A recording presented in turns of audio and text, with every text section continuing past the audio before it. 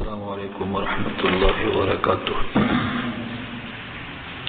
الحمد للہ وحدہ والصلاة والسلام علی من لا نبی بعدہ اما بعد فاعوذ باللہ من الشیطان الرجیم بسم اللہ الرحمن الرحیم. وَلَقَدْ آتَيْنَا دَاوُودَ مِنَّا فَضْلًا يَا جِبَالُ أَوْبِبِي مَعَهُ وَالطَّيْرَ وَأَلَنَّا لَهُ الْحَدِيدَ أَنِ اعْمَلْ سَابِغَاتٍ وَقَدِّرْ فِي السَّرْدِ وَاعْمَلُوا صَالِحًا إِنِّي بِمَا تَعْمَلُونَ بَصِيرٌ. وَلِسُلَيْمَانَ الرِّيحَ غُدُوُّهَا شَهْرٌ وَرَوَاحُهَا شَهْرٌ وَأَسَلْنَا لَهُ عَيْنَ الْقِطْرِ وَمِنَ الْجِنِّ مَنْ يَعْمَلُ بَيْنَ يَدَيْهِ بِإِذْنِ رَبِّهِ وَمَنْ يَزِغْ مِنْهُمْ عَنْ أَمْرِنَا نُذِقْهُ مِنْ عَذَابِ السَّعِيرِ إلى آخر الآية. صدق الله العلي العظيم وصدق رسوله النبي الكريم ونحن ولا ذلك من الشاهدين والشاكرين. اللهم ألهمنا رشدنا وأعذنا من شرور أنفسنا. اللهم وفقنا لما تحب وترضى من القول والفعل والنية. رب اشرح لي صدري ويسر لي امري واحلل عقدة من لساني يفقهوا قولي. آمین یا رب العالمین. محترم حضرات، معزز سامعین، محترم خواتین، میری ماں اور بہنوں، ملی بھائیوں، پیارے بچوں، تلاوت کی ہوئی آیتیں سورہ سبا 22واں پارہ، آیت نمبر 9 تک بات ہو چکی تھی. آیت نمبر 10 سے نیا رکوع شروع ہو رہا ہے، یعنی یہاں سے سورت کا دوسرا رکوع ہے اور پارے کا 8واں رکوع شروع ہو رہا ہے. تذکرہ چل رہا تھا اوپر سے کہ جو بندہ منیب ہوتا ہے، جس میں انابت اور رجوع ہوتا ہے، اس کے واسطے نشانیاں ہیں، غور و فکر کرنے کا اس میں مادہ ہے. اب بطور نمونے کے ایک مثال دی ہے ایک ایسے بندے کی جس کو اللہ نے نعم العبد کہا، پیارا بندہ، جس میں اللہ نے بہت ساری خوبیاں عطا فرمائی تھی. ان کو اللہ نے نبوت بھی دی، بادشاہت بھی دی، انابت بھی دیا، بے انتہا رجوع عطا فرمایا. ایک نمونہ پیش کیا اللہ نے تاکہ بندے اپنے اللہ کی طرف کیسے رجوع ہوں، کس درد اور کس سوچ کے ساتھ رجوع ہوں. یہاں سے واقعہ شروع ہوتا ہے. وَلَقَدْ آتَيْنَا، اور البتہ تحقیق ہم نے دیا. تحقیق کے معنی یقیناً کیا آتے ہیں، اور بے شک ہم نے یقیناً دیا. داوود نام ہے یہ حضرت داؤد کو. منا ہماری طرف سے، فضلا بمعنی فضیلت. فضیلت کس چیز میں دی ہے؟ وہ تمام چیزیں آگے آگے آ رہی ہیں. سب سے بڑی فضیلت تو یہ ہے کہ وہ نبی تھے، پھر ساتھ ساتھ بادشاہ بھی تھے، اور اس کے بعد اللہ کی طرف متوجہ ہونے والے، اور ان کو اللہ تعالیٰ نے داؤد کا فرمایا تھا. اور داؤد جب پڑھتے تھے، آتینا داؤدا زبورا، ہم نے داؤد کو زبور دیا تھا. اور جب زبور کو پڑھتے تھے تو ان کی آواز اتنی زیادہ مسحور کن تھی کہ ان کی آواز میں پہاڑ بھی آواز ملاتے تھے اور پرندے بھی سروں پر ٹھہر جاتے تھے. ان کی آواز اتنی سریلی تھی. اسی لیے جب کسی کی عمدہ آواز ہوتی ہے، اس کا تعریف کیا جانا مقصود ہوتا ہے، تو کہتے ہیں بھائی اس کو تو لحن داؤدی عطا ہوئی ہے، لحن داؤدی. بعض پیغمبروں کی بعض صفتیں بڑی مشہور گزری ہیں، جیسے گریہ یعقوب کا رونا، صبر ایوب کا صبر کرنا. ایسے ہی یہ بھی مشہور ہے لحن داؤدی. آواز جب کسی کی اچھی ہوگی تو تشبیہ ہوگی داؤد علیہ السلام سے. جیسے امت محمدیہ میں نبی صلی اللہ علیہ وسلم نے ابو موسیٰ اشعری کو کہا تھا ان کی آواز کو سن کر کے کہ ان کو تو لحن داؤدی عطا ہوئی ہے. وہ جب پڑھتے تھے قرآن تو نبی صلی اللہ علیہ وسلم باہر کھڑے ہو کر سنتے تھے، اور لوگوں سے کہتے تھے بتاؤ مت کہ میں باہر کھڑا ہوں، ورنہ ان کی آواز کے سر میں فرق آ جائے گا. کیا آواز تھی ابو موسیٰ اشعری رضی اللہ عنہ کی. بس یہ انداز دیکھو، ایک تنصیر ہے یہ. حضرت داؤد کو اللہ نے آواز دی تھی. پھر زبور جب پڑھتے تھے وہ اللہ کا کلام ہے، اللہ کا نبی پڑھتا ہے اور اتنی بہترین آواز میں پڑھتا ہے، یہ اللہ کی عطا ہے۔ اللہ جب کسی کو دیتے ہیں تو مستقل دیتے ہیں، کئی انداز سے عطا فرماتے ہیں۔ تو اس لیے یہاں واضح کر دیا کہ ہم نے اپنی طرف سے داؤد کو فضیلت بخشی ہے۔ وَلَقَدْ آتَيْنَا دَاوُودَ مِنَّا فَضْلًا، اور البتہ تحقیق ہم نے دیا ہے داؤد کو ہماری جانب سے فضلہ، فضیلت کی چیزیں۔ اس فضیلت کا ایک حصہ یہ بھی ہے، یا جبال، اے پہاڑ، جبل کی جمع جبال ہے، اور یا اردو میں استعمال ہے اے کے معنی میں، یا جبال اے پہاڑوں، اوبی معہو، اوبی تعویب کے معنی آواز کو بار بار لانا، لوٹا لوٹا کے پڑھنا۔ اوبی معہو، آواز کو ملاؤ ان کے ساتھ۔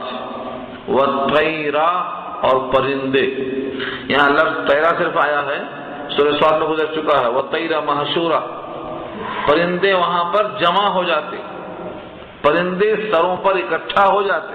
والطیرہ محشورہ، یہاں لفظ محشورہ نہیں آیا، دوسرے مقام پر آیا۔ تو پہاڑوں کو اللہ حکم فرماتے، اے پہاڑوں خوش آوازی سے پڑھو ان کے ساتھ۔ والطیرہ، اور پرندوں کو حکم ہوتا کہ تم بھی اپنی آواز کو نکالو۔ تو ایک تو یہ ان کا ذکر اللہ کا جب کرتے تھے وہ زبور کے ساتھ، تو اتنا سوز، اتنا گداز، اتنا انابت ہوتی تھی کہ پہاڑ بھی آواز نکالتے تھے اور پرندے بھی آواز نکالتے تھے۔ سوچو کہ کیسی آواز ہوگی۔ اس طریقے سے اللہ نے ان کو یہ فضل عطا فرمایا۔ وَأَلَنَّا لَهُ الْحَدِيدَ، اور ہم نے نرم کر دیا تھا ان کے لیے لوہا۔ لوہا کی سختی مشہور ہے۔ وَأَنزَلْنَا الْحَدِيدَ فِيهِ بَأْسٌ شَدِيدٌ، سورہ حدید میں آیا ہے کہ ہم نے لوہا نازل کیا، اس میں بڑی سختی ہے۔ اس سخت چیز کو اللہ نے کیا کیا تھا، ان کے ہاتھ میں نرم کر دیا تھا، موم کی طرح کر دیا تھا۔ گرم کرنے کی ضرورت نہیں، بھٹی میں ڈال کے تپانے کی ضرورت نہیں، جیسے آپ موم کو ہاتھوں میں لے کے موڑ سکتے ہیں، ایسے وہ لوہے کو اپنے ہاتھوں میں رکھ کے موڑتے تھے، گرم کرنے کی ضرورت نہیں۔ اللہ نے لوہے کو نرم کر دیا تھا، اور کسی کے ہاتھ میں لوہا نرم ہونا یہ اس کی قوت کی طرف ہے، اس کے تسخیر کی طرف اشارہ ہے۔ وَأَلَنَّا لَهُ الْحَدِيدَ، اور نرم کر دیا ہم نے ان کے لیے لوہا۔ لوہے کی سختی بڑی مشہور ہے۔ لوہا نرم کرنے کے بعد اللہ نے اس نرمی کا فائدہ اٹھانے کا بھی حکم دیا اور فرمایا ان اعمل سابغات، یہ کہ بناؤ کشادہ زرہیں، سابغات، سابغاتن کے معنی آتے ہیں کشادگی کے ساتھ کسی چیز کو بنانا۔ تو ترجمہ کیا ہوگا؟ ان اعمل سابغات، بناؤ کشادہ زرہیں۔ زرہ کہتے ہیں لوہے کا کپڑا جو بوقت جنگ کام آتا ہے۔ اس زمانے میں لوہے کا کپڑا، زرہیں اتنا اہم تھی، جس طرح سے آج کے زمانے میں بڑے عمدہ ہتھیار جو ہوتے ہیں، میزائل آ رہا ہے اس کو روکنا تو بہت اہم مسئلہ ہے۔ میزائل آتا ہوا ہے اس کو روکنا، یہ کام جیسے آج اہم ہے، اس زمانے میں تلوار آ رہی ہے تو جسم روکتا تھا، کون سا؟ لوہے والا جسم روکتا تھا۔ تو زرہیں پہننا بہت ضروری۔ نبی صلی اللہ علیہ وسلم نے بھی زرہوں کو پہنا ہے، لوہے کا کپڑا۔ کیوں؟ اس کے فوائد بھی آگے آتے ہیں، تاکہ جسم محفوظ رہے جو اللہ کی امانت ہے۔ ان اعمل سابغات، زرہیں بناؤ، کشادہ زرہیں بناؤ۔ وقدر فی السرد، قدر کے معنی تقدیر سے بنا ہے، اندازہ کرنا، اور سرد کے معنی آتے ہیں جو لوہے کی کڑیاں باہم جوڑی جاتی ہیں، ایک کڑی میں دوسری، دوسری میں تیسری، ان کڑیوں کو جوڑنا اور ان کا صحیح اندازہ کرنا، ایک چھوٹی ایک بڑی نہیں بلکہ سب متساوی برابر رہنا۔ وقدر، اور ٹھیک ٹھیک اندازہ کرو، پھر سردی کڑیوں میں، تاکہ پورا لباس متوازن بنے۔ وَعَمَلُوا صَالِحًا، اور عمدہ کام کرو، بہترین کام کرو۔ انبیاء کرام نے جتنے کام بتائے ہیں وہ سب کے سب صالح ہیں، صالح کا مطلب یہ ہے جو باعث اجر ہو، جس پر اللہ کی طرف سے اجر کا وعدہ ہو، ایسے کام کرو۔ دنیا میں جتنے کام ہیں صنعت کے، لوگوں نے اس میں سے تقسیم کر دیا ہے، بعض کو خراب کرتے ہیں، عیبدار۔ یہ سب ہندوانہ رسم ہے، ہندوؤں کے ساتھ رہنے کی وجہ سے ان کے اثرات آئے ہیں، ورنہ جتنے فن ہیں سب انبیاء کرام سے ثابت ہے۔ لوہے کی زرہیں بنانا، آج کل کہیں لوہار ہے، یہ لوہار کہا کہ اسے گرا دیتے ہیں، لوہاری کا کام کرنا حضرت داؤد کا کام ہے۔ خود صحابہ کرام میں سے نبی صلی اللہ علیہ وسلم کے زمانے میں حضرت خباب ابن الارت کا مشہور قصہ ہے کہ وہ لوہے کا کام کرتے تھے، بھٹی تھی ان کی، اور بھٹی میں لوہا تپاتے بھی تھے۔ اس طرح کئی قصہ میں سنایا تھا آپ کو بخاری میں۔ تو جب ایک صحابی اور ایک نبی لوہے کا کام کر سکتے ہیں تو ہمارے لیے باعث شرم کیسے ہوگا؟ بس یہ ہمارے واسطے تو بہت اہم کام ہے وہ۔ تو عزت کا مسئلہ، انا کا مسئلہ جو بن گیا ہے، یہ ہندوؤں کا اثر آیا۔ دنیا کا کوئی حرفت اور کوئی صنعت اور کوئی کاریگری جن سے ذریعہ معاش کا تعلق جڑا ہوا ہو، وہ کام معلوم نہیں ہے۔ عمدہ کشتی بنانا حضرت نوح کا کام ہے، لکڑی کے بغیر کشتی نہیں بنتی، تو نجاری کا کام بتایا۔ حضرت ادریس علیہ السلام نے لکھنے کا کام بتایا۔ کتنے انبیاء ہیں جن کے کام بتائیں گے آپ، ہر نبی نے کچھ نہ کچھ بتایا۔ دنیا کا کوئی بھی صنائی والا کام اللہ نے خود نبیوں کے ذریعے سے بھیجا ہے، تو مایوس نہیں ہے۔ لیکن لوگوں کے ساتھ رہتے ساتھ لوگوں نے اس کو مایوس سمجھ لیا ہے، بیکار پھریں گے، گھنٹوں کھڑے رہیں گے، اوقات کو ضائع کریں گے، اس کو مایوس نہیں سمجھیں گے، اور کسی ذریعے معاش اور کسی فن سے جڑ گئے اس کو مایوس سمجھیں گے۔ یہ سمجھنے کا قصور ہے اور فہم کا قصور ہے، اس کو کہتے ہیں فکر کی غلطی۔ غلطی کس میں آ گئی؟ فکر میں، سمجھ میں غلطی آ گئی، اس کی وجہ سے سب مسئلہ پیدا ہو گیا۔ تو حضرت داؤد کو اللہ کا یہ حکم تھا، لوہا نرم کیا ہے تاکہ زرہیں بنائیں اور زرہوں کی کڑیوں میں توازن برقرار رکھیں، قدر اندازہ ٹھیک ہو، اور ان کے ساتھ عمل صالح کریں، کیونکہ یہ ذریعہ معاش ہے، پیغمبر ہیں، بادشاہ ہیں، لیکن کڑیاں بناتے ہیں۔ مشہور ہے فلاں بادشاہ ٹوپی بچا کرتے تھے، اس سے اپنی غذا حاصل کرتے تھے، تو اس میں معیوب کیا ہے؟ بادشاہ کے تخمے کا یہ اثر ہے کہ وہ بادشاہ کے خزانے سے نہیں کھانا چاہتا اور اپنا کام کر کے کھانا کھاتا ہے، اپنے ہاتھ سے کھانا کھانا۔ حضور نے فرمایا دنیا میں جتنے لقمے انسان کھاتا ہے ان میں سب سے بہترین لقمہ اور پاکیزہ لقمہ وہ ہے جو اپنے ہاتھوں کی کمائی سے کھائے۔ اب کیا بات کی بچہ، اس لیے اپنے کسب سے، اپنے محنت سے کھانا یہ بہت بڑی چیز ہے۔ یہاں وہی اشارہ ہے کہ جب آپ زرہوں والا کام کریں گے، یہ حرام مال سے بچتے ہوئے حلال کی فکر کریں گے، تو اس غذا سے جو آپ کا عمل ہوگا وہ عمل صالح ہی تو بنے گا۔ اس لیے فرمایا وَعَمَلُوا صَالِحًا۔ یہاں تو ایک نبی کا ذکر، سورہ مومنون میں آپ سن چکے ہیں، یا ایھا الرسل کلوا من الطیبات وَاعْمَلُوا صَالِحًا۔ وہاں اللہ نے ایک رسول کو نہیں، تمام رسولوں سے خطاب کیا ہے، اے رسولو تم سب بیک وقت مخاطب ہیں اللہ کے، یا ایھا الرسل کلوا من الطیبات وَاعْمَلُوا صَالِحًا، پاکیزہ چیزیں کھاؤ، اچھے اعمال کرو۔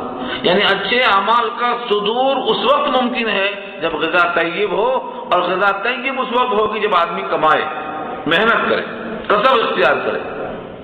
آج کل لوگوں نے دھوکہ دے کر کمانے کو ایک ہنر سمجھ لیا ہے، اس کی بنا پر نکماپن ہمیشہ پیدا ہوتا ہے۔ عصیان اور نسیان دونوں جڑا ہوا ہے۔ عصیان کہاں سے آیا؟ نسیان سے آیا۔ نسیان کہاں سے آیا؟ تو عصیان سے آیا۔ عصیان مانے نافرمانی، جتنا زیادہ نافرمانی ہوگی اتنا نسیان پیدا ہوگا، اچھے اعمال کا وجود نہیں آ سکتا۔ یہاں فرمایا کہ اچھے کام کرو، اور عمدہ سے عمدہ جب کام کرے گا آدمی، اللہ فرماتے ہیں انی بما تعملون بصیر، تم جو کرتے ہو میں دیکھ رہا ہوں، تمہارے کرتوت کو میں دیکھ رہا ہوں۔ اب میں دیکھتا ہوں، میرے دیکھنے کا تمہیں کچھ پاس و لحاظ ہے تو جھوٹ چھوڑ دو، غلط کام چھوڑ دو، اور یہ امید رکھو کہ میں دیکھ رہا ہوں، تمہاری محنت کا محنتانہ میں عطا کروں گا۔ یہ وعدہ اللہ کا، انی بے شک میں بما تعملون جو تم کرتے ہو بصیر دیکھ رہا ہوں۔ یہ حضرت داؤد ان کا تفصیلی تذکرہ سورہ انبیاء میں آ چکا ہے۔ اتنا ذکر کرنے کے بعد فرمایا کہ اب ان کو ہم نے ایک فضل کیا دیا تھا، ان کا ایک بیٹا، اور جب کسی کا بیٹا فضیلت والا ہو تو اس کی فضیلت بھی باپ کی طرف منسوب ہوتی ہے۔ وَلِسُلَيْمَانَ الرِّيحَ، سلیمان حضرت داؤد کے بیٹے ہیں، یہ بھی بادشاہ ہیں، یہ بھی نبی ہیں، اور یہ بیٹے اور نبی ان کا شرف اور ان کی فضیلت، اگرچہ سب چیزیں اللہ کی عطا ہوتی ہیں لیکن نسبت ہے بیٹا اور باپ کی، اس لیے بیٹے کی فضیلت لوٹ کر جاتی ہے باپ کی طرف۔ اللہ تعالیٰ نے ان کو بھی کیا کیا دیا، فرمایا وَلِسُلَيْمَانَ، اور سلیمان کے لیے الرِّيحَ، ہوا جو چلتی ہے، ہم سمجھتے ہیں یہ یوں ہی چلتی ہے، اللہ چلاتے ہیں، اور اس ہوا کو اللہ نے سلیمان کے حکم کے تابع کر دیا تھا، سلیمان جیسا کہیں گے ویسا چلنا۔ کتنا بڑا اللہ کا فضل ہے اور کتنا بڑا شرف ہے، تو ہوا کو ہم نے مسخر کر دیا تھا سلیمان کے لیے۔ کیا کرتے تھے اس پر، غدوها شہر، غدوها، غدو کے معنی صبح کا وقت، اور شہر مہینہ، تو ان کے صبح کی ایک منزل ایک مہینے کے مسافت کے بقدر ہوتی تھی۔ چلتے تھے، آپ گھوڑے پہ جاتے ہیں، اسکوٹر پہ جاتے ہیں، کاروں پہ جاتے ہیں، ہوائی جہاز پہ جاتے ہیں، ایک مہینہ تک سفر ہوتا تھا اس وقت۔ وہ ایک مہینے کا سفر ایک دن نہیں، ایک صبح میں کرتے تھے وہ، اور تنہا بھی نہیں، ان کے پورے ایوان کی تفصیل آ چکے ہیں، سورہ انبیاء آپ دیکھ لو، اس کے لیے پورا ایوان بیٹھتا تھا، لاکھوں آدمی بیٹھتے تھے، لاکھوں درباری بیٹھا کرتے تھے، اور وہ تخت پر سب بیٹھے بٹھائے رہتے، ہوا کو بلا کے بولتے ہیں کہ یہاں سے وہاں چلنا ہے، ایک مہینے کی مسافت ہے لیکن ایک صبح میں وہاں پہنچتے۔ اور دوسری آیت جو آپ سن چکے ہیں سورہ صاد کے اندر بھی اور سورہ انبیاء کے اندر بھی، یہ ایک مہینے کی مسافت جائے گی تو ہوائی جہاز کی طرح تیز جائے گی تو ہوائیں تھپیڑے مارے گی، فرمایا نہیں، رخاءً حیث اصاب، رخاءً کے معنی بالکل نرم نرم، جیسے صبح کی نسیمیں بہار چلتی ہے، جسم کو ہلکی سی لطافت دے کے چلی جاتی ہے، نسیمیں صبح تیری مہربانی، کہاں ہم کہاں یہ دکھاتے گل، نسیمیں صبح تیری مہربانی۔ اتنی تیز رفتار کے باوجود بھی سلیمان کے جسموں کو، ان کے ساتھیوں کے جسموں کو ہوا تھپیڑے کی طرح مارتی نہیں تھی، نسیم صبح کے جھونکوں کی طرح ایسا آرام سے لطافت دے کر چلی جاتی تھی۔ اللہ نے کہا یہ کوئی روایت نہیں ہے کہ چلو کہیں گے بھائی ضعیف ہوگی، فضائل میں ضعیف چلتی، ایسا نہیں، یہاں تو واضح کیا اللہ نے، رخاءً حیث اصاب، جہاں بھی پہنچتے ہوا نرم نرم لگتی، اللہ کی شان ہے۔ اور ایک مہینے کی مسافت شام میں، وَرَوَاحُهَا شَهْرٌ، روا ہوا ان کے شام کا جو ہوتا تھا، منزل کا، پڑاؤ کا، ایک مہینے کا وہ بھی ہوتا تھا، تو صبح ایک مہینے کے بقدر چلتے اور شام میں ایک مہینے کے بقدر چلتے، اور بیچ میں جہاں ہوتے وہاں آرام بھی کرتے۔ اتنی بڑی مسافت سفر کس سے؟ ہواؤں سے۔ یہ ہوا ہم چلتی ہوئی دیکھتے ہیں اور سمجھتے ہیں کہ خود ہی چل رہی ہے، یہ درخت خود ہی جھوم رہے ہیں، لیکن جب یہاں سنیں گے تو معلوم ہوگا یہ ہوا بھی خدا کے حکم کے تابع تھی، اور وہ اللہ نے اپنے بندے کے حکم کے تابع کر دیا تھا، وہ جہاں چاہتے چلاتے۔ وَأَسَلْنَا لَهُ عَيْنَ الْقِطْرِ، اور بہا دیا ہم نے ان کے لیے چشمے پگھلے ہوئے تانبے کے، عین کے معنی چشمہ اور قطر کے معنی آتے ہیں تانبا، پگھلا ہوا تانبا، پگھلے ہوئے تانبے کے چشمے۔ فرماتے ہیں اتنا لمبا چشمہ تانبے کا کہ 3 دن تک چلتے جاؤ تو اس تانبے کے بہاؤ کو اور اس کی نہر کو آپ ختم نہیں کر سکتے، 3 دن چلتے جائیں، اتنا طویل چشمہ، کس کا؟ تانبے کا، جو چاہتے اس سے بنا سکتے ہو، یہ اللہ نے ان کے واسطے انتظام کیا ہے۔ وہ من الجن، اور جنوں میں سے، من یعمل، جو کام کرتے، عمل کرتے، محنت کرتے، بین یدیہ، ان کے سامنے بیٹھے رہتے، جو کام لگاتے وہ کرتے، بین یدئی، ان کے آنکھوں کے سامنے، یدن کے معنی ہاتھ، یدین تسنیہ ہے، ان کے دونوں ہاتھوں کے سامنے کام کرتے تھے۔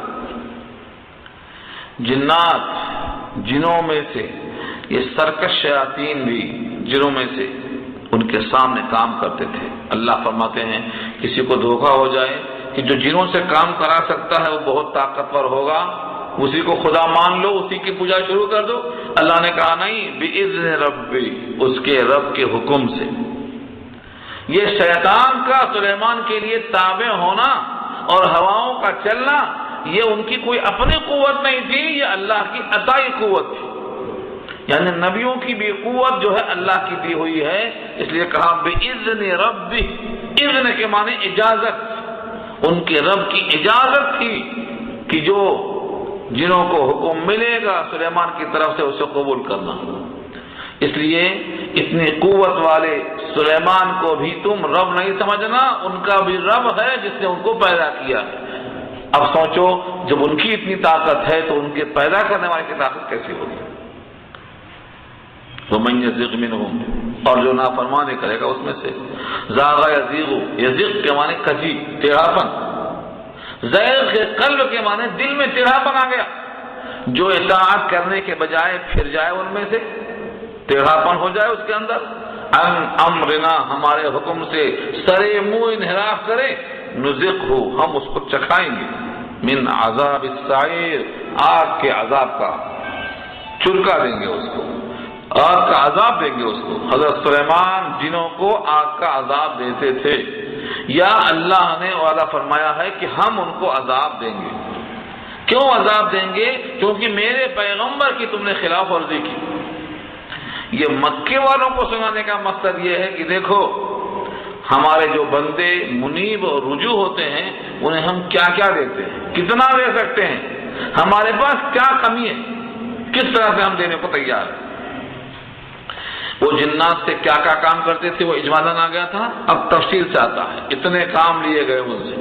دیکھو پہلا کام کیا ہے، یعملون لہ ما یشاء، بناتے تھے، کرتے تھے ان کے لیے وہ جو چاہتے، جو وہ چاہتے تھے وہ کرتے۔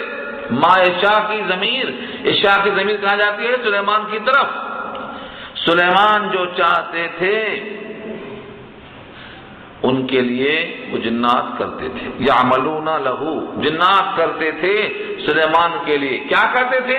ما یشاء، جو سلیمان چاہتے تھے، یعنی من محاریب وتماثیل وجفان کالجواب وقدور الراسیات، یہ سب چیزوں کے نام ہیں۔ محاریب، محراب بھی جمع ہے، ہم یہاں بیٹھے ہیں نا، یہ محراب ہے۔ یہ محراب پہلے نہیں ہوا کرتا تھا، مسجدوں میں محراب بعد میں ہوا۔ محراب کے معنی پہ کبھی غور کیا آپ نے؟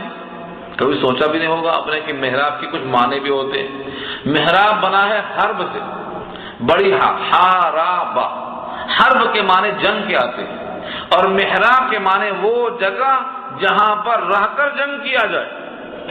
محراب ظرف ہے، یہ مقام حرب کو محراب کہتے ہیں، یا ذریعہ حرب کو محراب کہتے ہیں، جہاں سے جنگ ہو رہی ہے۔ اس کی دو وجہ ہیں، سب سے زیادہ شیطان نمازیوں کے لیے آتا ہے۔ نمازی ایک بار آتے ہیں اذان سن کر نہیں، گھڑی دیکھ کر، مگر شیطان اذان سن کے آتا ہے۔ پہلی بار اذان سن کے بھاگتا ہے، اذان ختم ہو گئی پھر آتا ہے، اقامت شروع ہو گئی پھر بھاگتا ہے، اقامت ختم ہو گئی پھر آتا ہے۔ دیکھا چکر آپ نے؟ ایک اذان پر ہم ایک بار آتے ہیں یا دو بار آتا ہے؟ کیوں؟ ہمیں بھٹکانے کے لیے آتا ہے، اور جو بھٹکے ہوئے وہاں نہیں جاتا، وہ کہتا ہے کہ تو خود بھٹکے ہوئے ہیں، انہیں کیا بھٹکانا، میں کہاں بیٹھتا ہوں خود بتایا اس نے، قرآن نے نقل کر دیا ہے، لَأَقْعُدَنَّ لَهُمْ عَلَىٰ صِرَاطِكَ الْمُسْتَقِيمِ، تیرے صراط مستقیم پر گھات لگاؤں گا، جو نماز کو جا رہے ہیں ان کو بھٹکاؤں گا، جو شراب پینے جا رہے ہیں وہ تو جا ہی نہیں شراب پینے، جو جا رہے ہیں بھٹکے ہوئے انہیں کیا بھٹکانا، تو صراط مستقیم پر گھات لگاتا۔ اہم شکار کہاں ملتا ہے؟ مسجد میں۔ مسجد میں کیا کرتا؟ نماز کے بعد وہاں جانا ہے، نماز کے بعد یہاں جانا ہے، ایسا گھماتا ہے کہ 3 ہوئی کہ 4 پتہ نہیں چلتا، نماز میں خراب۔ اور یہ مصلیوں کے ساتھ کرتا ہے۔ اب سوچو وہ امام جس کی نماز پر سب کی نماز موقوف ہے، اس کا کیا حال کرتا ہوگا؟ یہ وہاں پوری طاقت لگاتا ہے، وہاں محراب میں بھی امام سے غلطی کرا دینا، تو یہ جنگ ہے شیطان سے، جنگ ہوتی ہے۔ اسی واسطے اس کا نام محراب رکھا گیا ہے۔ یہ جنگ مسلسل ہوتی ہے، سلام پھیرنے تک جنگ جاری۔ تو شیطان سے جنگ ہوتی ہے۔ ایک تو شکل یہ ہے، اور ایک پہلے زمانے میں لوگ بہت نیک ہوا کرتے تھے، ان کو کوئی مارتا نہیں تھا، کوئی مشین گن، کوئی رہبر، کوئی چوکیدار، کوئی سپاہی نہیں۔ حضرت عمر جیسے حاکم اور خلیفہ، 22 لاکھ مربع میل کے حاکم، ہاتھ کا تکیہ، خاک کا بستر، سو جاتے جھاڑ کے نیچے۔ کوئی آ کے پوچھتا بھائی تمہارے خلیفہ کہاں ہے؟ بچہ بولتا ہے دیکھو یہ سو رہے ہیں۔ ہاں مذاق کرتا ہے، میں تیرے خلیفہ کی بات کرتا ہوں، یہاں سو رہے ہیں۔ بولا ہاں یہی خلیفہ، یقین نہیں آتا تھا اس کو یہ خلیفہ ہو سکتے ہیں۔ کیوں؟ ان کو سوائے اللہ کے کوئی ڈر ہوتا نہیں تھا۔ مریں گے اللہ نے لکھا ہوگا جس دن، اور ہمیں کوئی کیوں مارے گا؟ ہم کس کے لیے مضر ہیں؟ کسی سے ہم نے کچھ بگاڑا نہیں، تو ان کو کوئی نہیں مارتا تھا۔ کیوں؟ کیونکہ وہ اللہ کے ہو گئے تھے، تو ساری زمین ان کی ہو گئی تھی۔ آج کوئی حاکم بتا دو جس کی زندگی اس کے لکھ لکھ میں نہ ہو، کم مرتا کوئی، کم مارتا کوئی، آج مرا کہ کل مرا، ہر ایک پریشان ہے۔ تو جب اس وقت لوگ بزرگ تھے تو ان کو محراب کی ضرورت نہیں پڑتی تھی، عیدگاہ میں نماز پڑھ لیا، جنگل میں پڑھ لیا، کچھ بھی نہیں ملا تو لاٹھی زمین پہ گاڑ دیا، بنا کے ستھرا وہاں نماز پڑھ لیا۔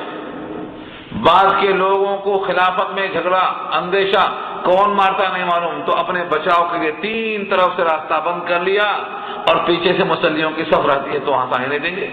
تو یہ مقام حرب خلیفاؤں کے تحفظ کی وجہ سے بنانا شروع کیا گیا، پہلے یہ محراب نہیں بنتی تھی۔ حضرت سلیمان کے زمانے میں جو محراب بنتی تھی اس کی وجوہات الگ ہے، لکھا ہے بہت تفصیل، مفتی شفیع صاحب نے تو بہت صفحات نکالے ہیں اس کے اوپر، ان تمام کو جمع کرنا ممکن نہیں۔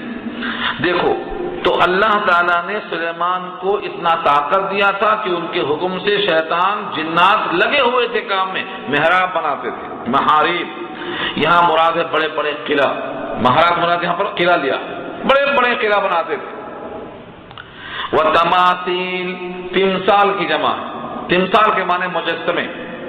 اب آپ کہیں گے مجسمہ جائز نہیں، اسلام میں مجسمے جائز نہیں ہے۔ قیامت میں سب سے سخت عذاب کس کو ہوگا؟ اشد الناس عذابا یوم القیامہ المصورون۔ حضور نے فرمایا قیامت میں سب سے سخت عذاب کس کو ہوگا؟ تصویر کشی کرنے والوں کو۔ تو جائز نہیں ہے اسلام میں، لیکن جو چیز اسلام میں جائز نہیں ہے وہ پہلے بھی ناجائز تھی، یہ کوئی ضروری نہیں ہے۔ آج سگی بہن سے نکاح حرام ہے، لیکن آدم کے بیٹے اور آدم کی بیٹی کا نکاح حلال تھا۔ آج سجدہ تعظیمی ممنوع ہے، لیکن یوسف کے سامنے سجدہ کیا گیا، ان کے باپ نے کیا، ان کی اماں نے کیا، بیٹے بھائیوں نے کیا۔ تو بہت سی چیزیں ایسی ہیں جو اس شریعت میں ممنوع تھی، آج جائز ہے۔ حضرت یعقوب اونٹ کا گوشت نہیں کھاتے تھے، ہم کھاتے ہیں، اللہ نے حلال کر دیا۔ کل الطعام حل لبنی اسرائیل الا ما حرم اسرائیل علی نفسہ۔ تو بہت سی چیزوں میں تغیر ہے، ہاں اصول میں اتفاق۔ تو لہذا مجسمے وہاں بناتے تھے تصویروں کی شکلوں میں۔ کیوں بناتے تھے؟ کیا مقصد تھا ان کا؟ بس ان کو حکم دیا تھا، کام کراتے تھے۔ وہ تماثیل، تصویریں بناتے تھے۔ وہ جفان، جفان کے معنی آتے ہیں، جفنون کی جمع ہے، بڑے بڑے پیالے، جس کو ہم لگن بولتے ہیں آج کل، لگن، دیگچے۔ کل جواب جیسے تالاب، کوئی بڑا تالاب ہوتا ہے، ایسے بڑے بڑے لگن بناتے تھے، جسے پانی کا ٹب ہوتا ہے، چھوٹا دیکھتے ہیں ہم، یہ بڑا ہوتا تھا، اسے کٹورا ہاؤس، بڑے بڑے قسم کے یہ تالاب بناتے تھے۔ وہ قدور الراسیات، اور قدور جمع ہے قدرن کی، قدر کے معنی بھگونا، کیسا بھگونا؟ چھوٹا نہیں، راسیات اس کی صفت ہے۔ راسیتن کے معنی آتے ہیں زمین میں گڑے ہوئے، نہ اٹھتے نہ اٹھائے جاتے۔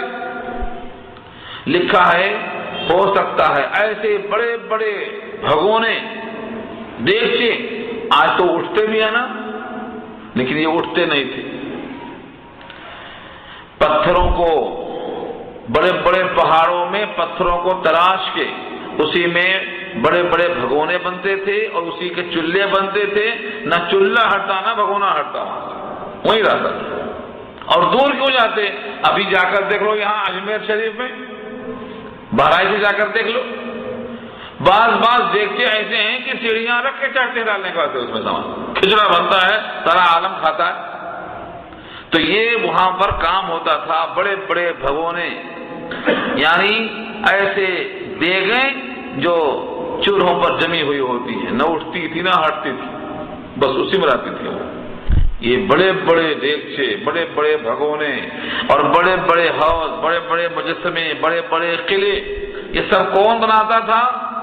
سلیمان کے حکم سے جنات کام کرتے تھے۔ بیت المقدس کی تعمیر بھی انہی کے ہاتھوں سے ہوئی۔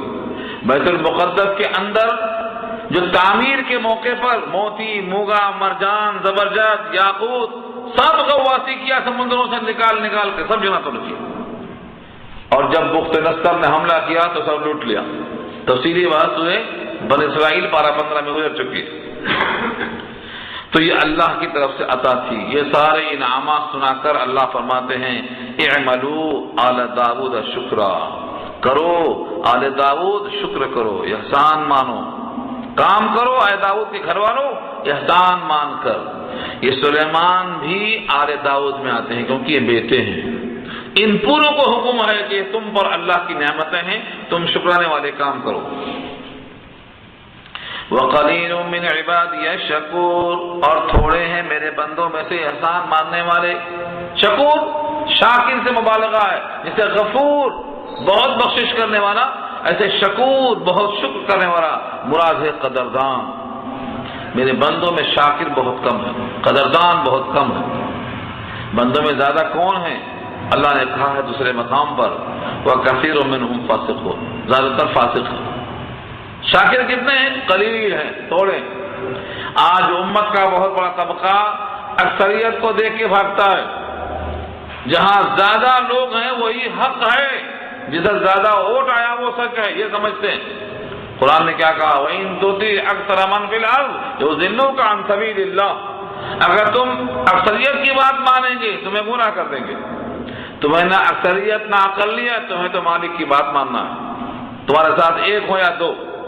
جب اسلام حضور نے پیش کیا تو تنہا تھے، 102 ہوئے، 2 سے 3 ہوئے، بڑی مشقت سے 13 سال میں 313 ہوئے، تو تعداد تو کم تھی ان کی مگر حق پر یہی تھے۔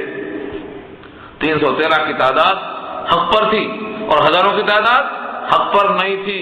اکثریت کے دھوکے میں نہیں آنا، کبھی بھی غلطی نہیں کرنا، کیونکہ شاکر بندے ہمیشہ کم ہوتے ہیں۔ یہاں وہی کہا گیا ہے وَقَلِيلٌ مِّنْ عِبَادِيَ الشَّكُورُ، میرے شاکر بندے ہمیشہ کم ہوتے ہیں، ناشکر زیادہ ہوتے ہیں۔ اب ایسے پیغمبر اتنے جلیل القدر، ان کی بھی موت آئی، سوچو ان کی بھی موت آئی، اللہ کی طرف سے ان کو بھی موت مقرر کی گئی۔ اے مکے والو اب سوچو، ایسی ایسی عطا کے بعد بھی موت مقدر ہے تو تم کدھر ہو؟ تمہارا کیا حال ہوگا؟ اللہ تعالیٰ نے جب موت کا فیصلہ کیا فَلَمَّا قَضَيْنَا عَلَيْهِ الْمَوْتِ، جب ہم نے فیصلہ کر دیا ان پر موت کا، مَا دَلَّهُمْ عَلَى مَوْتِ، تو نہیں بتلایا، نہیں رہنمائی کیا ان کی موت پر مگر ایک کیڑے نے، یعنی گھن نے، إِلَّا دَابَّةُ الْأَرْضِ، دابہ مانے مَا يَدُوبُ عَلَى الْأَرْضِ فَهُوَ دَابَّةٌ، جو زمین پر رہیں گے وہ دابہ ہے۔ دابۃ الارض، ہم بھی دابہ ہیں، آپ بھی دابہ ہیں۔ دابہ کے معنی رینگنے والا۔ اللہ نے خود کہا ہے واللہ خلق کل شیء، ہر چیز پیدا کیا اللہ نے، اس کو پیدا کیا، جتنے زمین پر ہیں سب کو اللہ نے پیدا کیا ہے۔ ان میں سے بعض کو 2 پیروں والا، بعض کو 4 پیروں والا، بعض کو پیٹ کے بل چلنے والا۔ فمنهم من يمشي على بطنه ومنهم من يمشي على رجلين ومنهم من يمشي على 4، سب دابہ ہیں۔ ان دابہ میں سے سب سے حقیر دابہ جس کو ہم کہتے ہیں گھن لکڑی کھانے والا کیڑا، وہ ہے دابۃ الارض سے یہاں مراد۔ کیڑے نے گھن کے کیا کیا؟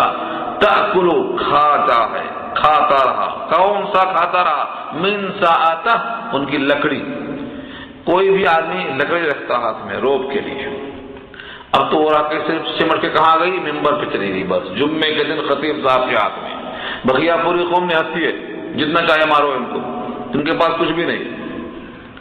منساتا لاٹھی، ان کے ہاتھ کا عصا، دیکھا آپ نے سلیمان کی پیغمبری میں ہاتھ میں لاٹھی ہے، موسیٰ کے ہاتھ میں لاٹھی ہے، اور ہماری پوری قوم نہتی ہے، جتنا چاہے مارو ان کو، ان کے پاس کچھ بھی نہیں ہے۔ قرآن کریم کو صحیح نہ پڑھنے کی وجہ سے ان کے ہاتھ میں کچھ نہیں، نہتھا ہونا اچھا نہیں ہے۔ اللہ نے سورہ انفال میں کہا ہے وَأَعِدُّوا لَهُم مَّا اسْتَطَعْتُم مِّن قُوَّةٍ وَمِن رِّبَاطِ الْخَيْلِ، جتنا ہو سکتا ہے تو مستعد اور طاقتور رہو، کمزور بندہ اللہ کو پسند نہیں ہے۔ المؤمن القوی خیر من مؤمن الضعیف، قوت والے رہو۔ تو سلیمان کی لکڑی بتاتی ہے کہ لکڑی تھی تو سلیمان کی بادشاہت ہے، اور موسیٰ کی لاٹھی بتاتی ہے کہ لاٹھی آدمی کی قوت کی علامت ہے۔ لاٹھی تو ایک فن ہے، ایک ہنر ہے۔ تیر اندازی کا حکم دیا سرکار نے، کہا کھیلو، ایسے کھیل کھیلو جن سے ورزش ہوتی ہے، تیراکی، گھوڑ دوڑ، رننگ، لاٹھی، یہ حضور نے حکم دیا ہے اور سکھایا ہے۔ ہمارے پاس لوگ کھیلیں گے تو کیا کھیلیں گے؟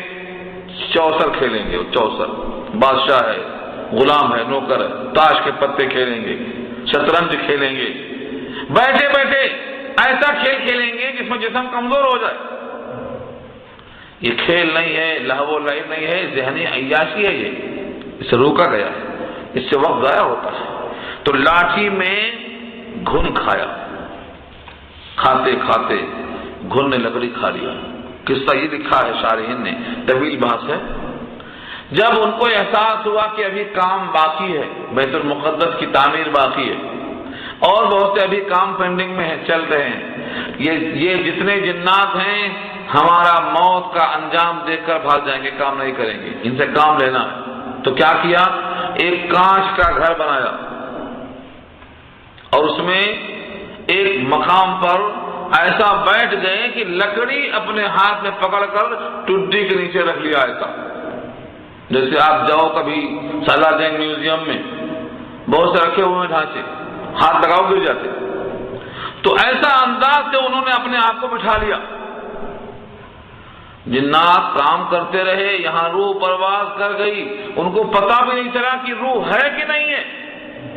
لوگ جو جنات کی پرستش کرتے ہیں ان کے لیے تھپڑ ہے کہ تم جن کی پوجا کرتے ہو وہ جنات کو پتہ بھی نہیں چلا کہ روح ہے کہ چلی گئی۔